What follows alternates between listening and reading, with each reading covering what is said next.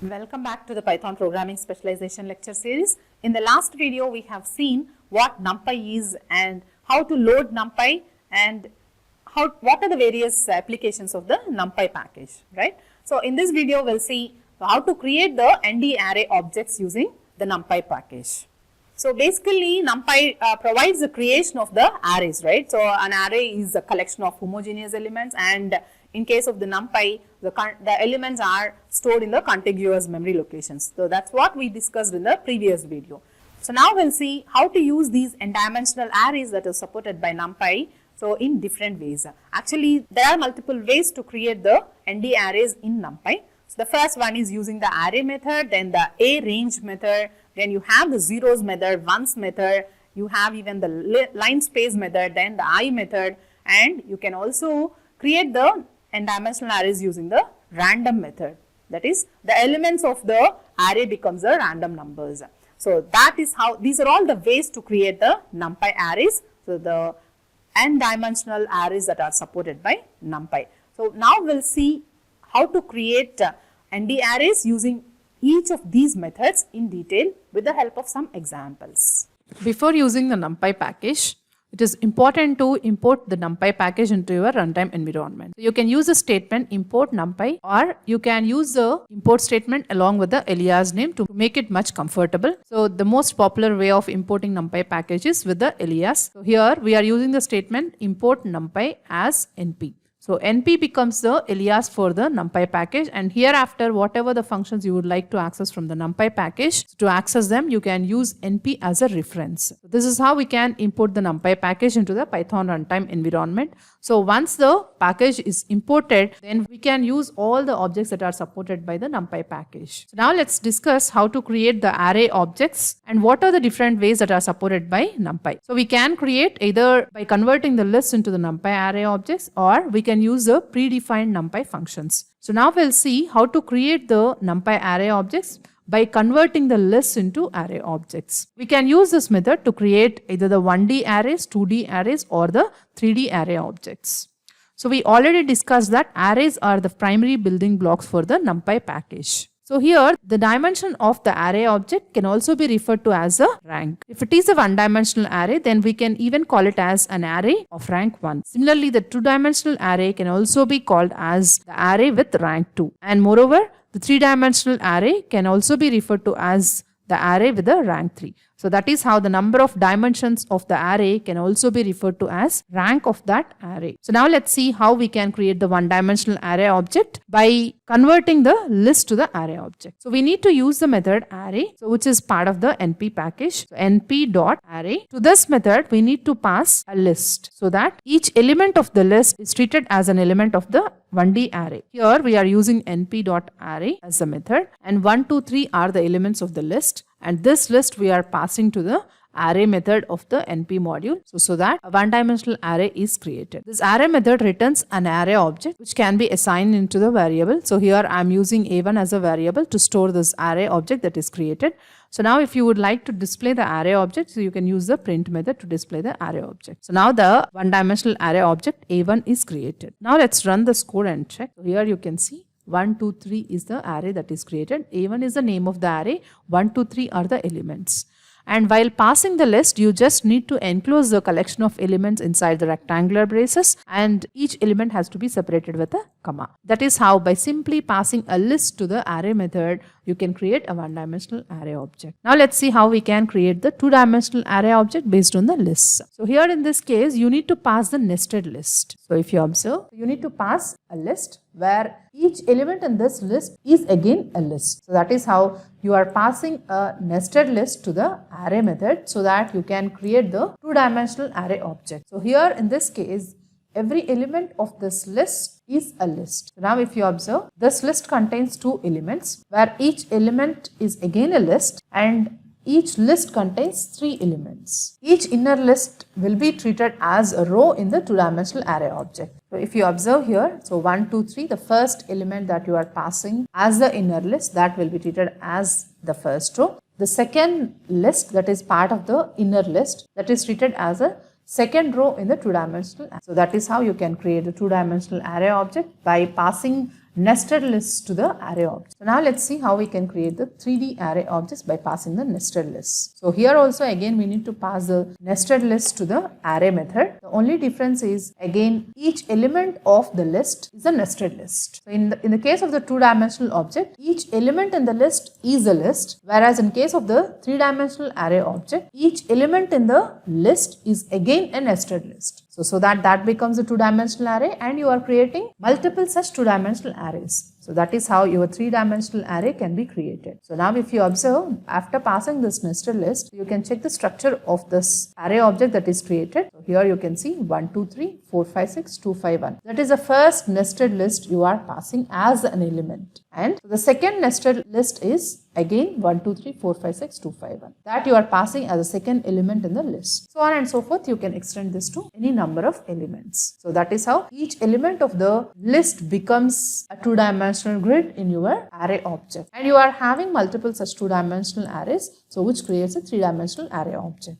So this is how we can use the array method to create either the one-dimensional array object, two-dimensional array object, or the three-dimensional array object. So far we have seen how we converting the list to the array objects in NumPy to create the array objects. Now we'll see the other way of creation of the array objects. Now we'll see how to use the built-in NumPy functions to create the array objects. There are various methods that support the creation of the array objects in addition to the array method. Now we'll see how to use the built-in NumPy functions to create the array objects. There are various methods that support the creation of the array objects in addition to the array method. So you can use the arrange method, zeros, random, i's, ones. So these are all various methods that supports the creation of the array objects in NumPy. So now let's see how we can use these methods to create the array objects in detail. One of the built-in method that supports the creation of array objects in NumPy is the arrange method. So using this arrange method, so we can quickly create the array objects. And the method works similar to the range method that is supported by Python that we have discussed in the module 1. So if you don't remember that, just go back and review the range method so that it will be easy for you to understand this arrange method working. So now let's see how we can use the arrange method to create the one-dimensional array object. So to the arrange method, you need to pass the number of elements you need to create. So basically this arrange method, similar to the range method, takes three different arguments: the start value, the end value, and the step counter. It is mandatory to send at least one argument to this arrange method. So when you pass only one argument, then that argument will be considered as the end value and the start value will be treated as 0. So now let's see, by passing the value 20 as an argument to the arrange method, so how the one-dimensional array is created. So here you can observe that a one-dimensional array object is created starting with the value 0 and ends with the value 19. So as the argument that is passed is 20, so till 20 minus 1, that is the end value minus 1. So till that value, the elements are created incrementally with a step counter of 1. So here we did not pass the start value. We are passing only one argument and that value will be treated as an end value for the array creation. 0, 1, 2, 3, so on and so forth up to 19. So with all these values, the one-dimensional array object is created. Now let's see how we can pass two different arguments to the arrange method so that we can mention the start value also. So here we are using the arrange method by passing two different arguments 10, 20. That is, a one-dimensional array object is created with the values starting from 10 and the element ends at 19. So if you observe here, 10, 11, 12, so on and so forth up to 19, all these elements become the part of the one-dimensional array object. So now let's see how we can. So here if you observe in the first two cases, when you are passing either one or two arguments, the array object is created where each element is having a step counter of 1. So can we change the step counter value also? So of course it is also possible to change the step counter value by passing the third argument to the arrange method. So here in this example, if you observe, I am calling the arrange method by passing three different arguments. So 10, which indicates the start value, 20, which indicates the end value. So of course, end value will be treated as 20 minus 1. So till that value, the elements are created. And then the step counter is 2. That is, within every element, so there will be an increment of 2. So now let's see the creation of 1D array object. So 10 and with an increment of 2. So 10 plus 2, 12, then 12 plus 2, 14 and so on and so forth. So up to 19, whatever the possible values within that range, with those values, the one-dimensional array object is created. So now we have seen how to use the arrange method So to create the one-dimensional array objects within a range. So here A stands for array and range stands for range. So that is, you are basically creating the array object within the specific range. So that's how we can use the A-range method to create one-dimensional array objects in NumPy. So now let's see how we can use the same A-range method to create the two-dimensional or three-dimensional, even the multi-dimensional array objects. First, you need to use the A-range method to create the one-dimensional array object. And after creation of the one-dimensional array object, you can use the reshape method to reshape it to the required dimensions. Say for example, if you would like to change the dimension of the 1D array to two-dimensional array of size 10 by 10, then you need to pass 10 by 10 tuple as an argument to the reshape method. So that's how you can convert the already created one-dimensional array object to the two-dimensional array object. So now consider the statement np.arrange of 100. So this will create a one-dimensional vector of size 100 with the elements ranging from 0 to 99. And after creation of that vector with 100 elements, so you are using the reshape method to convert that to the two-dimensional array object by passing the two-dimensional array object size as 10 by 10. So the 100 element one-dimensional array object is now converted to the two-dimensional array object of size 10 by 10. So now let's see how we can create the three-dimensional array object by using the reshape method. After creating the one-dimensional array object with the arrange method, you can use the reshape method to convert to the three-dimensional array object also. So here, instead of passing two arguments, we are passing three different arguments to the reshape method. So the one-dimensional array object is reshaped to the three-dimensional array object, and you should be very careful while passing the arguments to the reshape method. So here if you observe, in this reshape method, you are passing the arguments as 2, 3, 3. That indicates that we are going to create two different 3 by 3 two-dimensional arrays. So now the total number of elements in this three-dimensional array is 3 into 3, 9 into 2. So that is total 18 number of elements must be there in the three-dimensional array object. So that you need to provide a one-dimensional array of size 18. So then only it is compatible. So that's how your three-dimensional array object can be created from the one-dimensional array object without any issue. And in this example, if you observe, so you are going to reshape the 100 element one-dimensional array to the 10 by 10 grid. That is, so this 100 and this 10 into 10.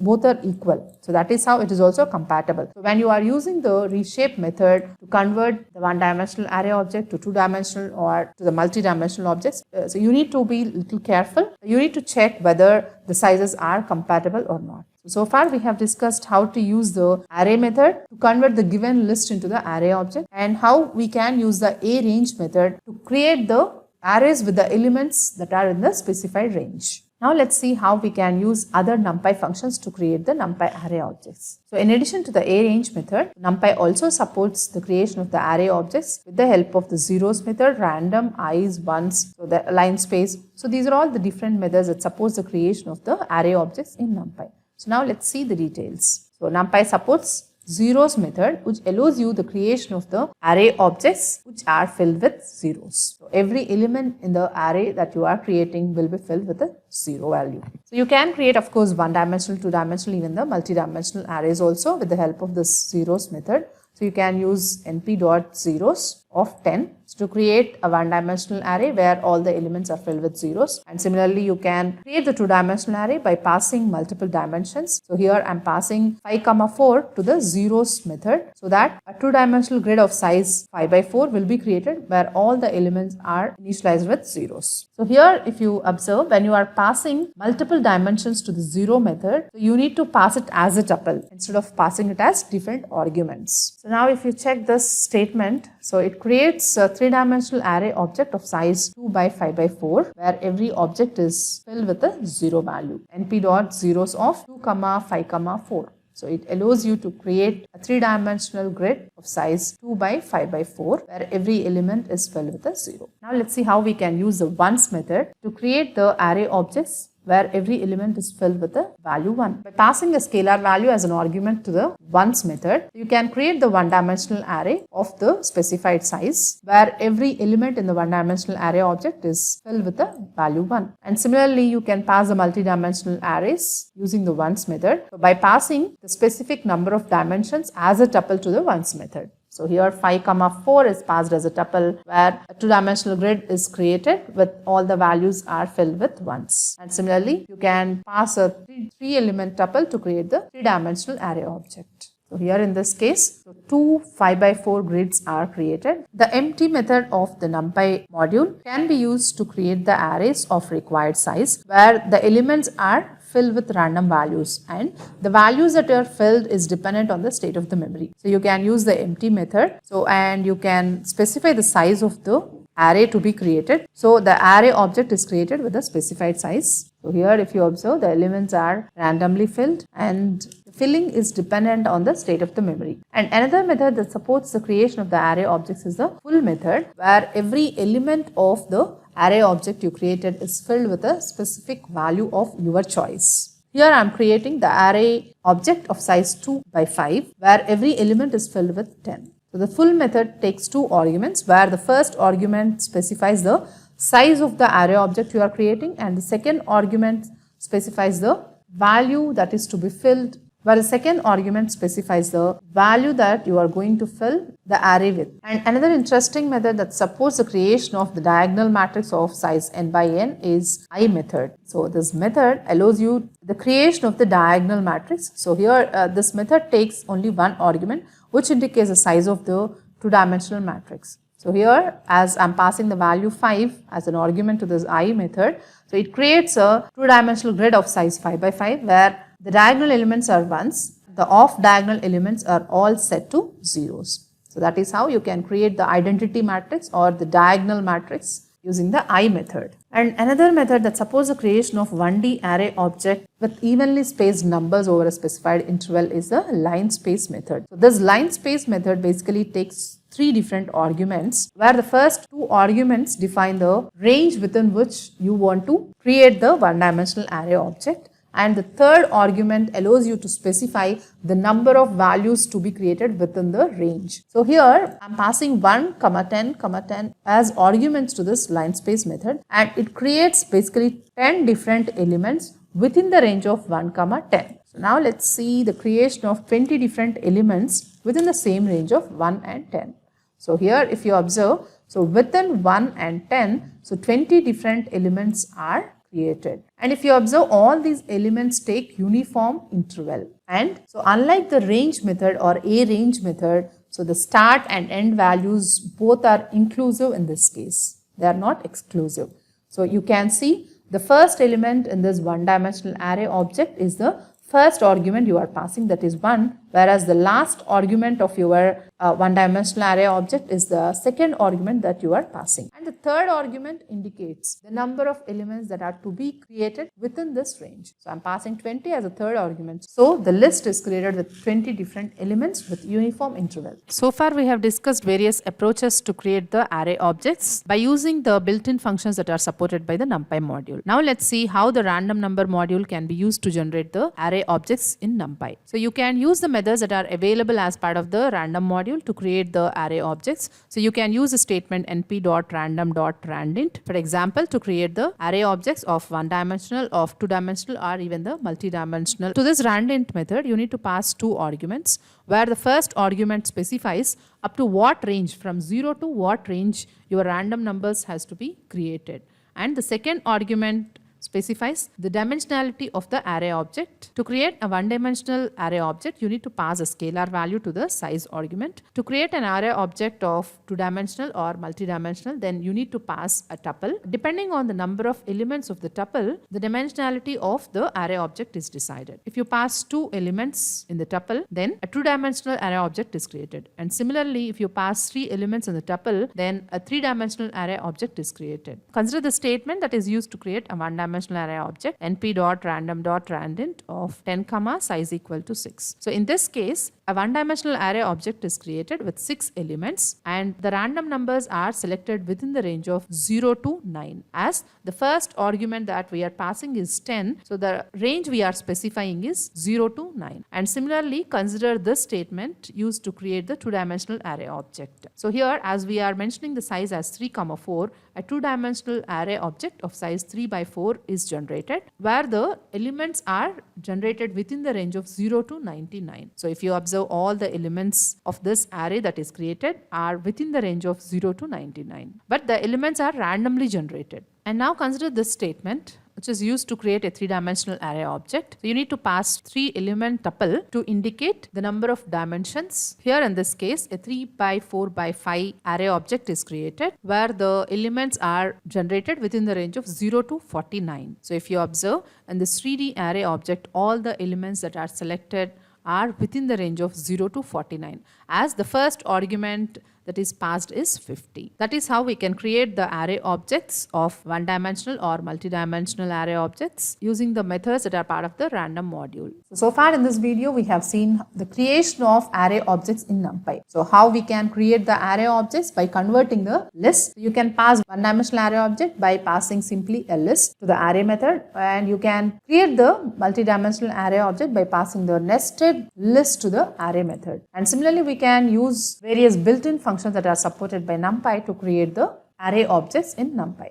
So you can use arrange method, zeros, random, i's, ones, full, empty, then even the line space method. So these are all the various methods that support the creation of the array objects in NumPy. Now I hope you understand how you can create the array objects in NumPy in multiple ways. Now I hope you understand what are the various ways supported by NumPy for the creation of the array objects. So now so far in this lecture, we have seen how to create the ND arrays using NumPy package in Python. So in different way, in detail, right? So now I hope you understand the creation of the ND arrays, especially the one-dimensional arrays, two-dimensional arrays, three-dimensional arrays, even the zero-dimensional arrays, and how to create them in different ways using the NumPy package. Thank you for watching this video.